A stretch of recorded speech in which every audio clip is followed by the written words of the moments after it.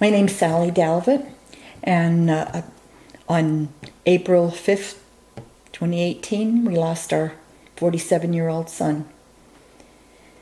And we were quite shocked at it and very disappointed in the coroner's office because we had to wait nearly 3 months, and it wasn't until after my husband made numerous phone calls. I made numerous phone calls to the coroner's office and didn't get a response, so he called other places and we finally got the death certificate, and it was nearly 3 months.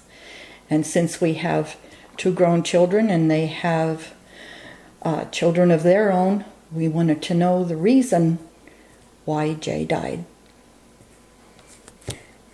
When we were there, the deputy coroner came and he said that Jay had been gone for approximately 5 hours, and we didn't know why.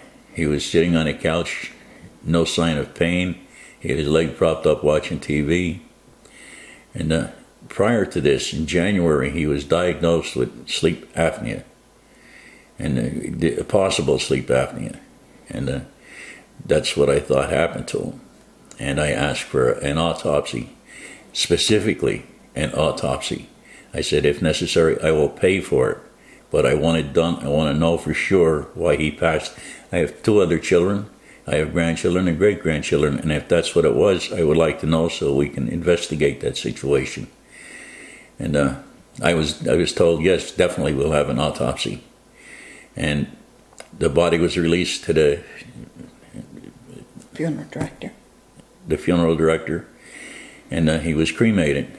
3 months later, I found out we didn't have an autopsy. We had a virtual autopsy. And from what I understand, and as a matter of fact, I was in Reading today talking to a physician down there with Sally, who treats for cancer, and he was quite surprised to find out that our coroner is still involved with that.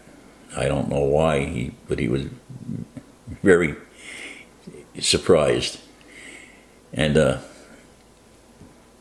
he took a virtual autopsy which showed 1 small grain of calcium in an artery. I've had 4 heart attacks. I've had triple bypass, stents put in, and I'm still here. And that 1 grain of calcium did not appear to be blocking the artery. He's not a qualified cardiologist. I don't see how he could make that decision, first of all. Second of all, I feel as though the only reason we didn't get an autopsy is simply because he gets paid for his virtual scans.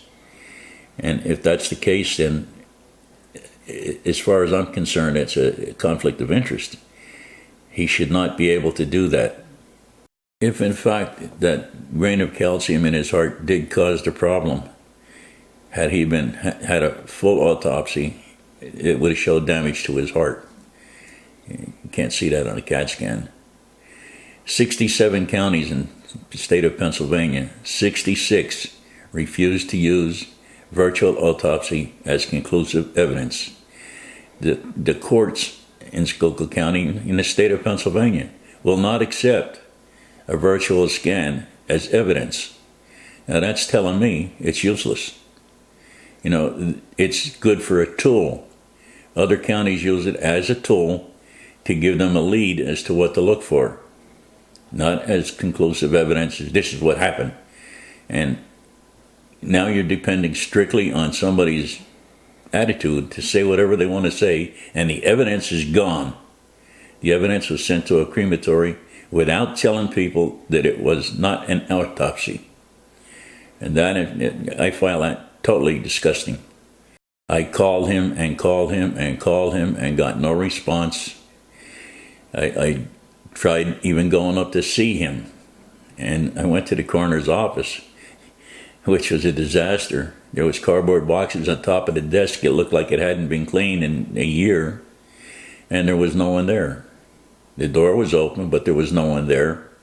You know, he rented a rather large office building with storage space underneath it, parking space which you can't use. We tried to get into. You couldn't even drive to the mobile morgue that he has. There was cars there with their hood up and jumper cables on it, and flat tires. You know, I don't know how they get a body in there unless they carry it in. I should have been able to get that autopsy, and I should not have had to put up with a CAT scan. And the response that I got was next to zero.